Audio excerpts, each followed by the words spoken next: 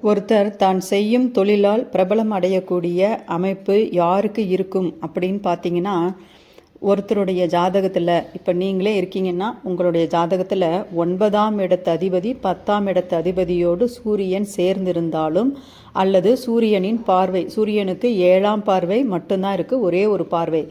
அப்போது அந்த சூரியனின் பார்வை 9ஆம் அதிபதி 10ஆம் அதிபதி மீது படணும்.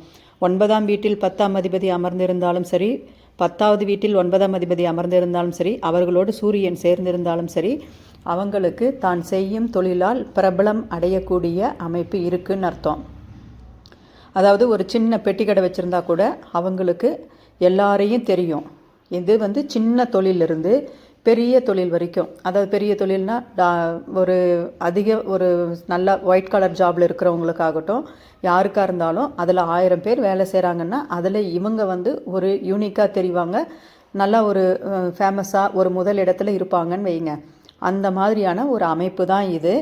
இதை பற்றின தெளிவான வீடியோ நம்ம சேனலில் இருக்குது. அதில் போய் நீங்கள் இந்த டீட்டெயிலான விஷயங்களை நீங்கள் உங்கள் ஜாதகத்தை வச்சு செக் பண்ணிக்கலாம்.